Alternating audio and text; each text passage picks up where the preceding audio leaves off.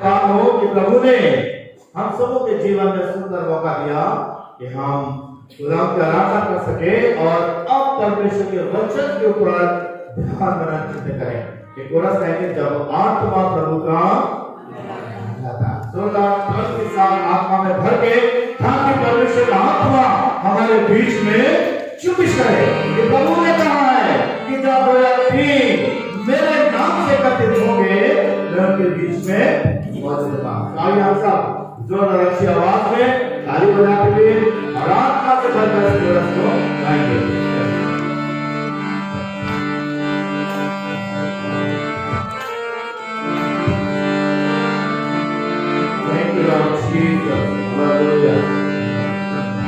जब आत्मा में भूला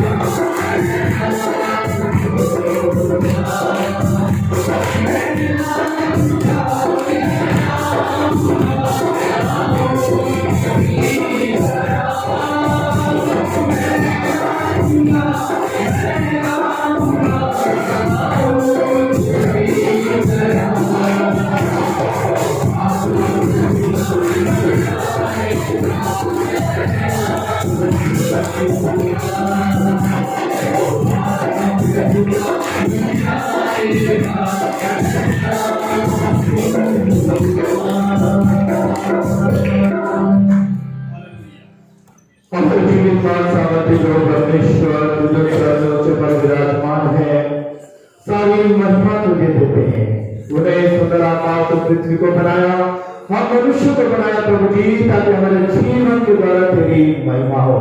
आप पिता परमेश्वर हम धन्यवाद देना चाहते हैं कि तूने आराधना में सहायता की, आत्मा की परिशुद्धता दी प्रभु कि हम आत्मा सच्चाई से होकर के प्रभु जी तेरी आराधना तेरी इच्छा के अनुसार कर सके। और अब तक इस समय है कि तेरा वचन कलाम के ऊपर ध्यान चिंतन करने जा रहे हैं। अपने पवित्र आत्मा की सामर्थ्य में भर दे पिता परमेश्वर कि जो कलाम के वचन पवित्र आत्मा के द्वारा लिखा गया है वही पवित्र आत्मा के द्वारा हमारे हृदय रूपी भूमि में स्थान पाए, जगह पाए। और प्रभु जी वो हमारे हृदय में कोई 30 गुना कोई 60 गुना कोई 100 गुना फल लाए। और अपराधी दुष्टा की ताकत को प्रभु तेरे सामर्थ्य नाम से बंद देते हैं और पवित्र आत्मा की सामर्थ्य को रिलीज करते हैं ताकि आत्मा के मार्गदर्शन में हम तेरे वचन को सुनाने वाले और सुनने वाले बने। हम सबों पर तेरे वचन पर तेरे आशीष यीशु मसीह के पवित्र और सामर्थ्य नाम से मांगते हैं, आमीन। हम सब अपने स्थानों पर बैठ जाएंगे। Hallelujah, praise the Lord. Lord. जय मसीह की, जय मसीह की।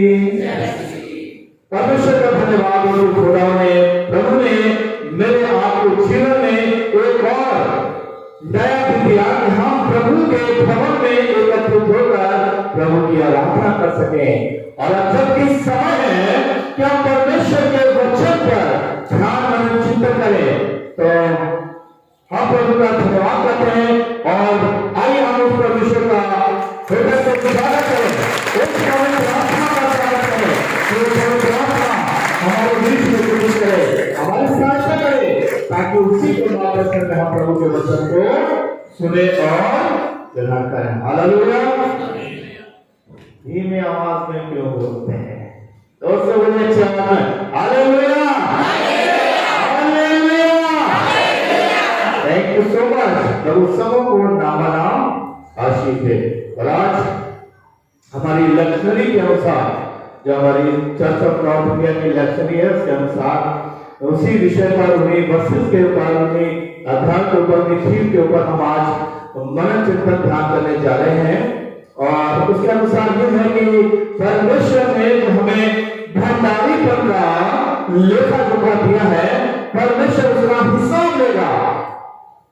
परमेश्वर ने मुझे आपको रचा है एक भंडारी के हिस्से से इस सृष्टिकर्ता में, और इसलिए परमेश्वर मेरे आपके जीवन का लेखा जोखा मुझसे आपसे लेगा। और जैसा कि हम सब इस बात को जानते हैं कि भंडारीपन में कितनी बातें आती हैं? 3, है ना? जब हम कहते हैं भला के 3:10 के अनुसार कि अपने सारे दशवांश परमेश्वर के भवन में लाओ, तो उसमें कितनी बातें हैं? 3 बातें हैं। कभी कभी हम विचार करते हैं, हम सोचते हैं कि जब परमेश्वर के वचन में दिया गया है कि अपने दशवांश परमेश्वर के भवन में लाओ, तो हमने अपने धन का 10वां हिस्सा निकाला और दे दिया और सोचे कि हमारी जिम्मेदारी पूरी हो गई।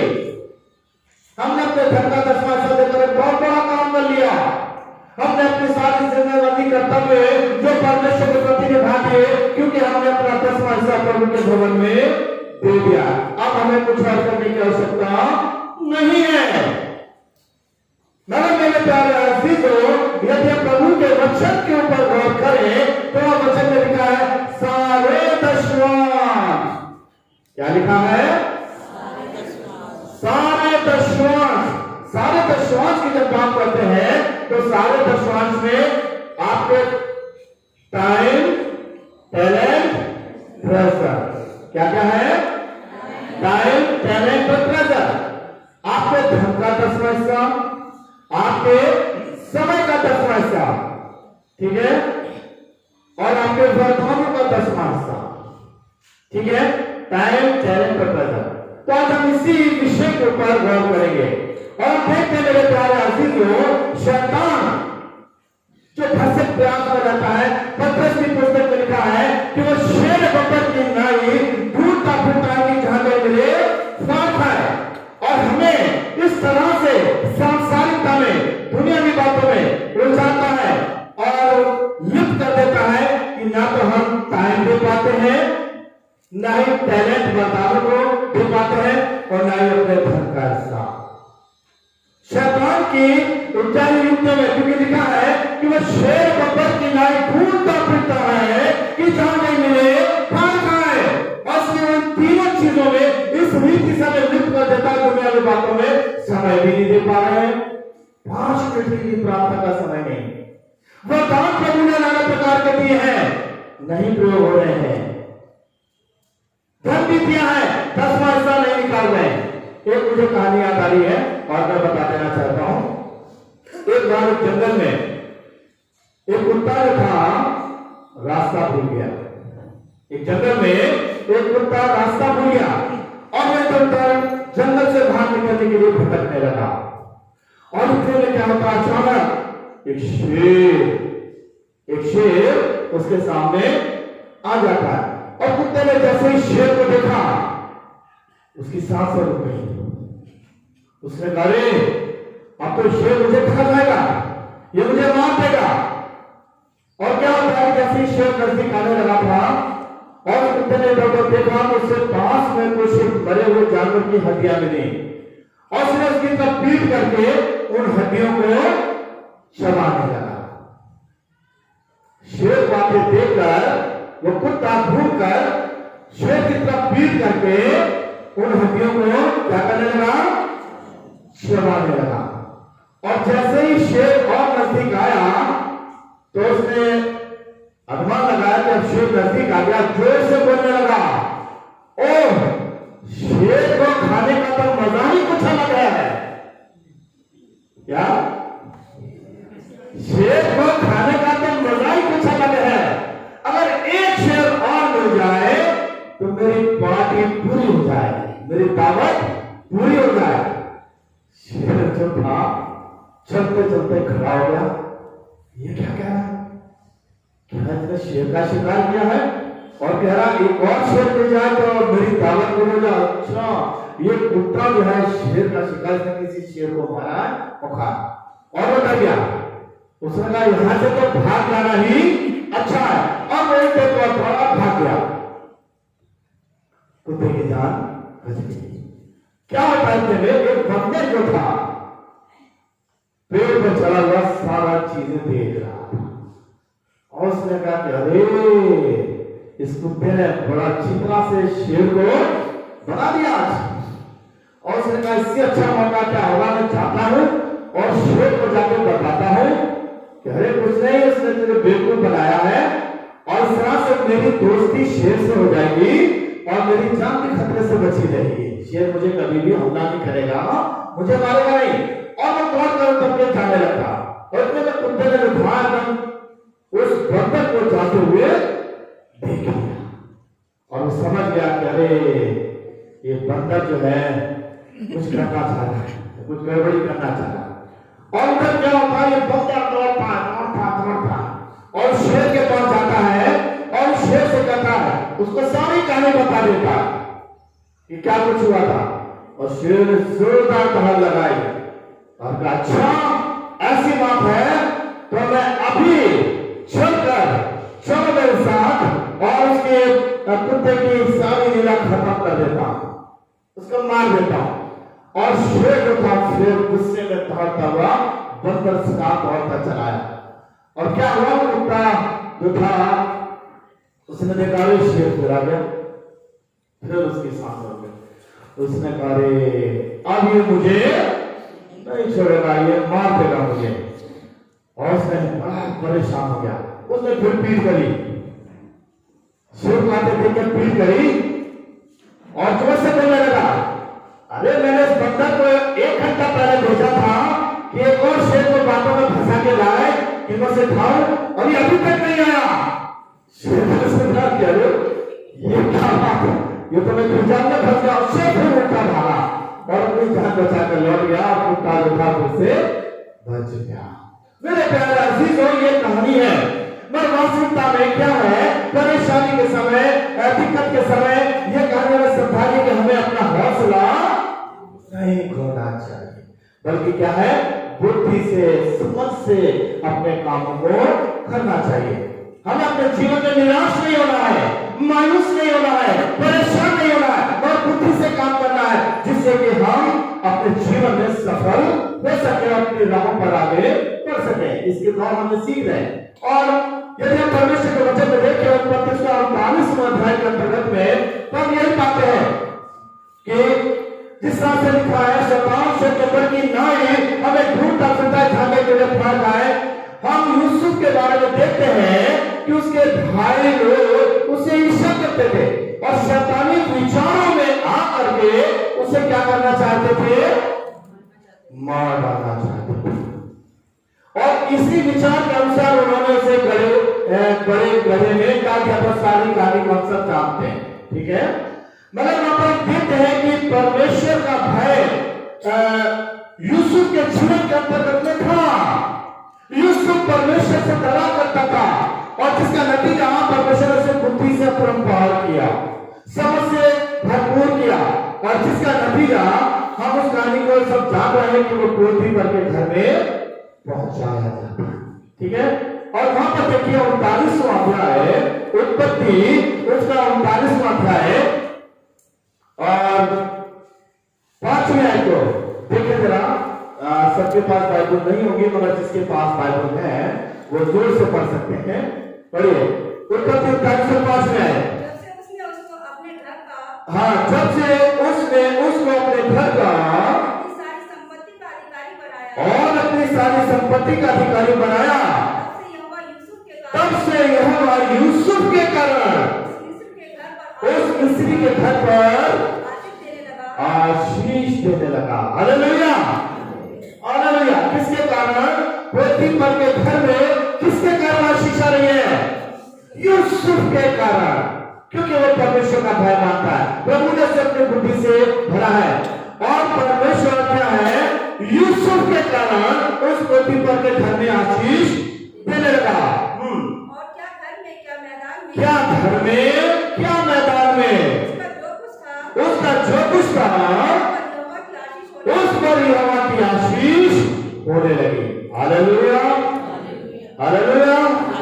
और मेरे प्यारे अजीज, इस बात से हम देखते हैं कि जब परमेश्वर का यूसुफ जो है भय मानता है, तो उसके कारण जहां भी यूसुफ है उस जगह पर ब्लेसिंग उतर रही है, उस जगह पर आशीष खुल रही है। वो घर में मैदान सब कुछ आशीषों से परमेश्वर की भर गया। मेरे प्यारे अजीजों, यदि मैं और आप भी परमेश्वर का भय मानेंगे, परमेश्वर के डर में चलेंगे और अपने सारे दशवांश अपने परमेश्वर को अगर हम देंगे, तो परमेश्वर मेरे जीवन में, मेरे परिवार में, मेरे घर में, हमारे कामकाज पर अपनी आशीष भरेगा। हालेलुया, परमेश्वर आशीष देगा यदि हम प्रभु के डर में चलने वाले होंगे। और इसलिए मेरे प्यारे अजीजों, हम प्रभु के वचन के अनुसार थोड़ा सा और देखें। जो मत्ती आज का जो लेसन था उसका 25वां अध्याय और की 14 से, जहां पर दिया हुआ है कि स्वामी ने किस तरह से बढ़ते जाते समय अपने दासों को कुछ तोड़े दिए, एक को 5 दिए और दूसरे को 2, तीसरे को 1, 5, 2 और 1 तोड़ा देकर वो परदेश चला गया।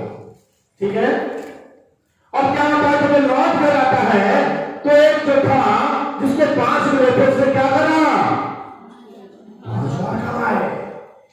और अपने स्वामी से कहा, देख स्वामी, तूने मुझे 5 दिए थे, 5 और हैं। और उसके स्वामी ने उसे आशीष दी। हालेलुया, ब्लेसिंग दी। ठीक है। जिसने 2 दिए थे, जब उसका स्वामी ने कहा, स्वामी दे, मैंने 2 और कमाए, उसे भी ब्लेसिंग मिली। मगर जिसके पास कितने थे? उसने क्या कहा? जमीन में क्या हुआ उसके लिए? स्वामी आनंदित हुआ, प्रसन्न हुआ, खुश हुआ? नहीं, बल्कि क्या कहा कि इस निकम्मे बाप को बाहर के अंधेरे में डाल दो, जहां रोना पीटा और टापों का किसना है। मेरे प्यारे अजीजों, मुझे आपको परमेश्वर ने ज्ञान वचन करके तोड़े दिए हैं। किसी को ज्यादा 5, किसी को कम 2, इस तरह के परमेश्वर ने वरदान दिए हैं हमें। तो किसी को गाने का, किसी को प्रार्थना का, किसी को वचन देने का, किसी को पढ़ाई करने का परमेश्वर ने वरदान दिया हुआ है। और परमेश्वर चाहता है कि जो वरदान हमें परमेश्वर ने दिए हैं हम उनका प्रयोग करें। क्या करें? चाहे हम पर ज्यादा मिला है या हमें थोड़ा मिला है, जो कुछ भी हमारे पास है हमें उनको क्या करना है? देना है। गाने का है प्रभु की महिमा के लिए गाएं, प्रार्थना करने का है तो दूसरों के लिए भी प्रार्थना करें। ठीक है।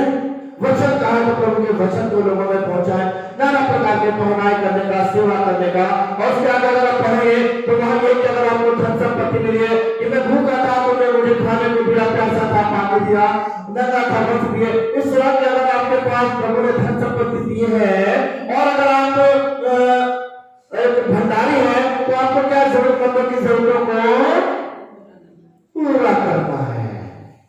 और सरहद से जो तोड़े मुझे आपको मिले हैं मेरे प्यारे अजीजों, यदि हम उनका लेन देन करेंगे तो परमेश्वर अपने राज्य में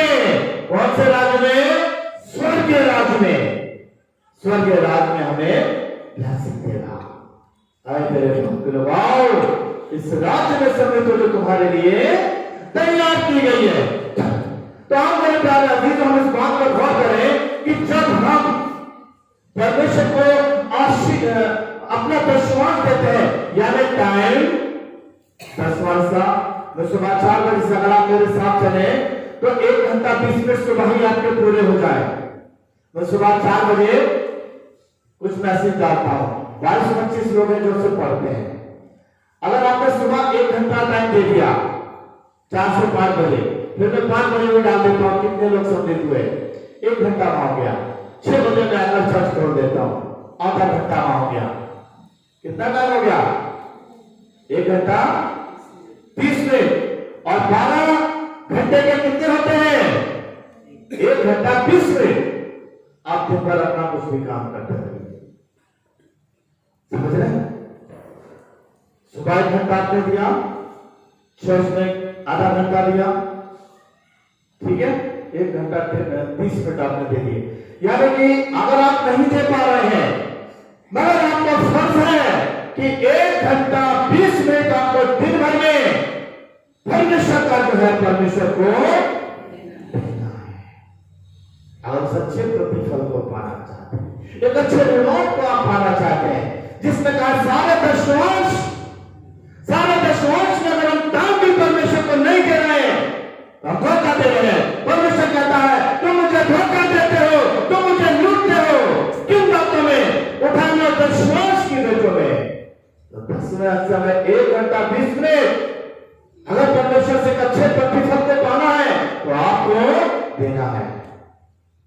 पहले इस अपने वरदानों का प्रयोग करना है। और आप कहेंगे अगर भाई साहब चर्च में तो आप लेते रहते हैं, हमें समय नहीं मिलता है, तो मैं तो निर्दोष ठहर जाऊंगा, क्योंकि मैंने शाम को चर्च खोल रखा है 4 बजे से 5 बजे तक, 4:30 से 5:30 आपके वरदानों के लिए।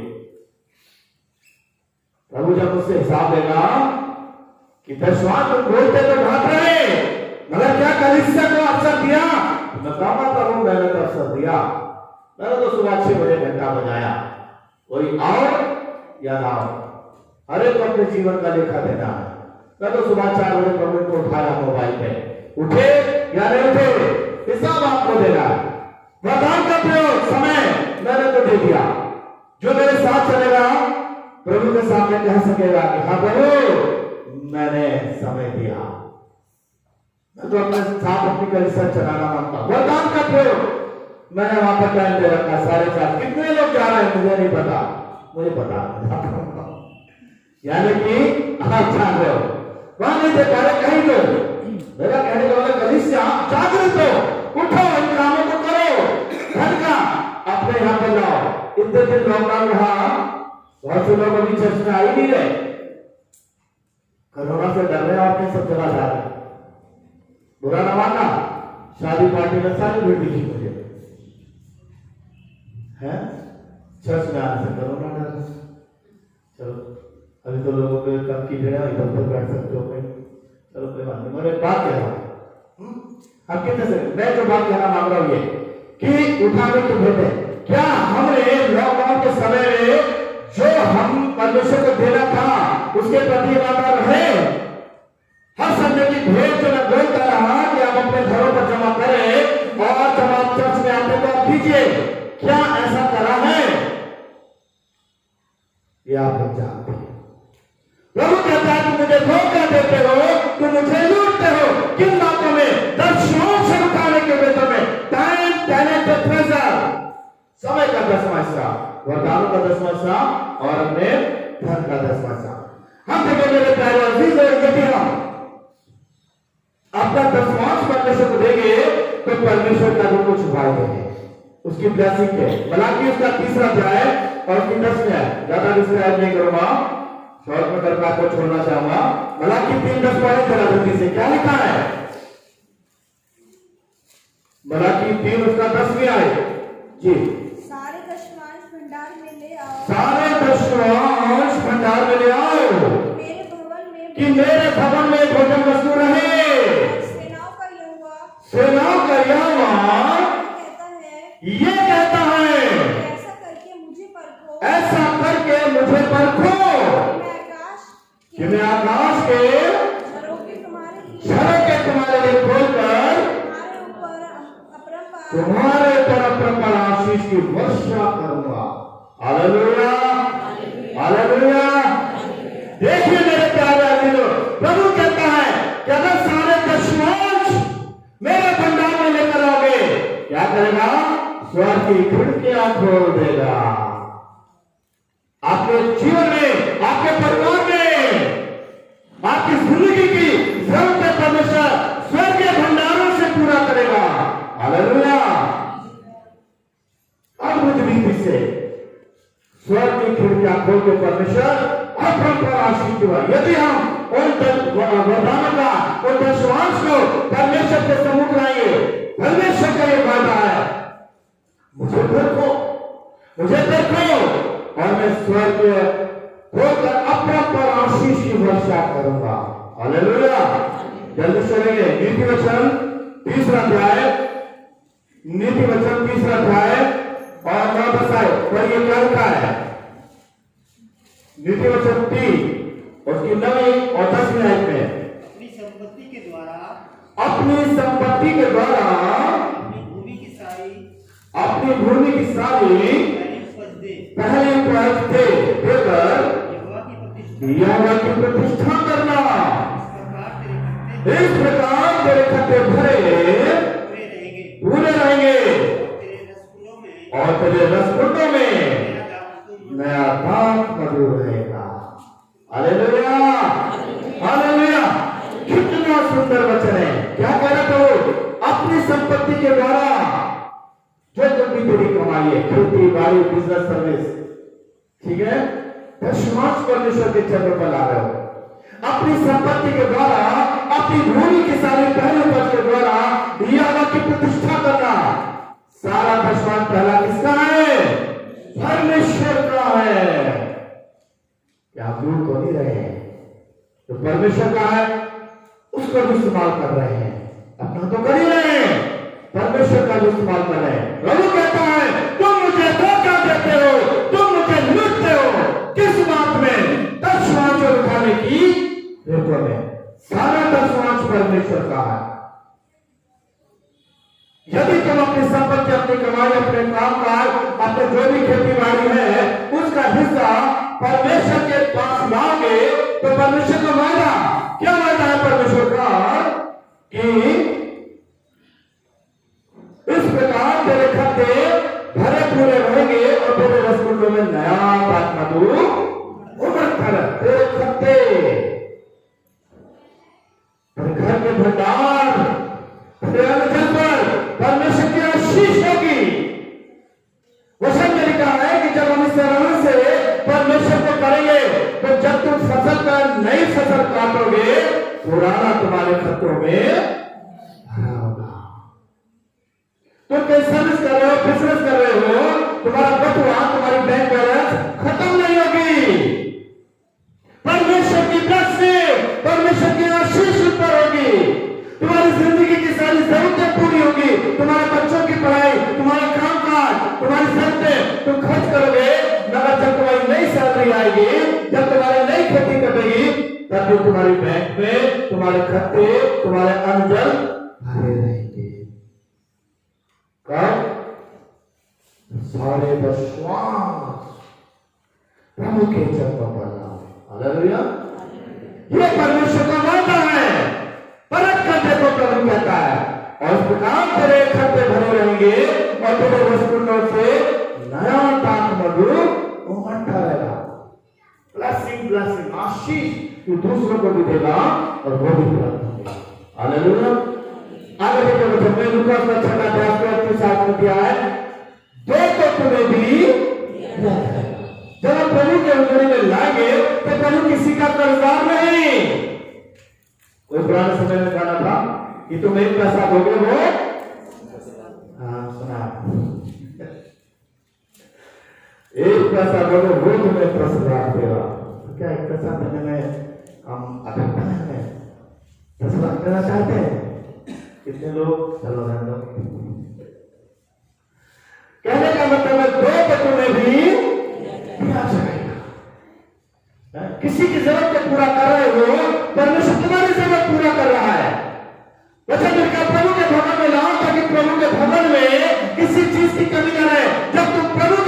जरूरत को पूरा करोगे तो प्रभु तुम्हारे घर की जरूरत को पूरा करेगा। हालेलुया, धन्यवाद तेरे प्रभु का। सामर्थ्य परमेश्वर है, वादा है प्रभु का, हमें प्रभु के प्रति वफादार होना है। दूसरा कुरिन्थियों 9 अध्याय, दूसरा कुरिन्थियों उसका 9 अध्याय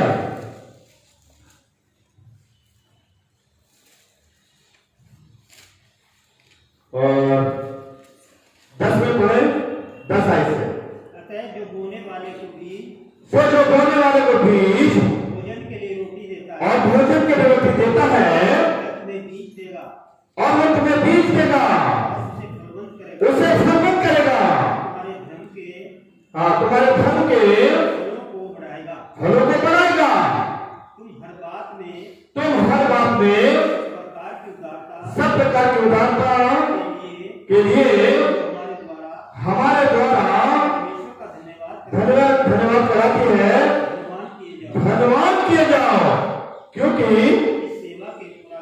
इस सेवा के पूरा करने से न केवल पवित्र लोगों की आवश्यकता पूरी होती है, परंतु लोगों की ओर से परमेश्वर का भी बहुत धन्यवाद होता है। हालेलुया। तो यहाँ पर हम देखते हैं कि जो परमेश्वर वो क्या कहता है कि आगे से थोड़ा देखेंगे आज कैसे, और परमेश्वर सब प्रकार का अनुग्रह तुम्हें भरपाई से दे, जिससे हर बात में हर समय सब कुछ तुम्हें आवश्यक हो, तुम्हारे पास रहे, हर एक भले काम के लिए तुम्हारे पास बहुत कुछ हो। यार परमेश्वर तुम्हें जिंदगी की भरपाई से सब कुछ देना चाहता है। जो यहाँ पर लिखा है, तो जो बोने वाले को बीज, जो भोजन के लिए रोटी देता है वो तुम्हें बीज देगा और सिर्फ फलवंत भी करेगा। हम अपने तरीकों से लगे हुए, अपने बुद्धि अपनी समझ से लगे, बढ़िया बीज लेकर के आएंगे, बढ़िया तरह से खेती करेंगे, बढ़िया तरह से ये करेंगे, अच्छी खाद डालेंगे, ये करेंगे, परमेश्वर को तो भूल ही गए, उससे तो दुआ प्रार्थना की नहीं, उन बीजों को प्रभु के सामने रखा नहीं, खेत जोतते समय प्रार्थना की नहीं, परमेश्वर की आशीष मांगी नहीं, अपना जन्म, अपना प्रयत्न, अपना यत्न, इसका नतीजा इतनी मेहनत करी, अरे कुछ हुआ ही नहीं, होता नहीं होता। प्रभु कहता है जो बीज देगा, रोटी देगा, फलवंत भी करेगा। हालेलुया। फलवंत तो उसी का वाले प्रभु के डर भय में अपने दशवांशों को ला रहा है। फलवंत तो वही होगा जो अपने वचन के अनुसार ईमानदार विश्वास होंगे, उसी के तो खतों पर, मैदानों में, खेतों में, घरों पर ब्लेसिंग यूसुफ की तरह परमेश्वर के डर भय में चलने वाला, परमेश्वर से प्रेम करने वाला, उसकी आज्ञा का पालन करने वाला, सारे दशवांश यदि हम इसी तरह से परमेश्वर के डर भय में हम करेंगे चलेंगे, परमेश्वर की आशीष हमारे जीवन पर उतरेगी। हालेलुया। इसलिए मेरे प्यारे अजीज, आज के वचन के द्वारा हमें बातों को जाने, सीखे, हमें किस तरह से परमेश्वर को लूटना नहीं है, तो धोखा नहीं देना। अगर विश्वास होता है प्रभु जब कहता पलट कर देखो, सारे दशवांश मेरे भंडार में ला, आसमानी छोड़ के खोल दूंगा, आशीष की वर्षा करूंगा। परमेश्वर बहुत कुछ ब्लेसिंग देना चाहता, बहुत बढ़ाना चाहता हमारे व्यक्तिगत जीवन में, हमें परिवार में, हमारी कलीसिया में, मगर वो ईमानदारी विश्वास से होता हमारे जीवन में सारे दशवांश टाइम प्रभु को देंगे, प्रभु भी हमें बहुत कुछ स्वर्गीय आशीषों से भरपूर करेगा। आइए हम दुआ करें। हमारे जीवित मानसामर्थ्य को परमेश्वर हम तेरे चरणों पर आते हुए सारी महिमा तुझे देते हैं। आज के वचन के लिए हम धन्यवाद करते हैं प्रभु जी। आज हमने तेरे वचन के द्वारा सीखा कि तू स्वयं कैसा है। सारे दशवांश मेरे भंडार में लाओ और मुझे परम दो। देखो मैं आकाश के घरों के खोलकर अम्र पर आशीष की करता हूं या नहीं। यदि प्रभु हमने इस वचन को नहीं अपनाया, यदि हम इस वचन के अनुसार नहीं चले, तो आज से प्रभु जी इस वचन को सुनने के बाद यदि हम वचन पर चलेंगे, इसे पूरा करेंगे, तो अवश्य प्रभु जी वो ब्लेसिंग जो तू हमें देना चाहता है, हम उन्हें प्राप्त करेंगे। अपने लोगों को अपनी सामर्थ्य पर, आत्मा से पर, ताकि प्रभु जी इस वचन को सुनकर उन आशीषों को पाए तो प्रभु को देना चाहता है। और संसार के आशीषों को ही नहीं बल्कि स्वर्ग में उन स्वर्गीय ब्लेसिंग को भी पाए। ये सब कुछ आपको उद्धार करता है और यीशु मसीह के पवित्र और सामर्थी नाम से मांगते हैं, आमीन।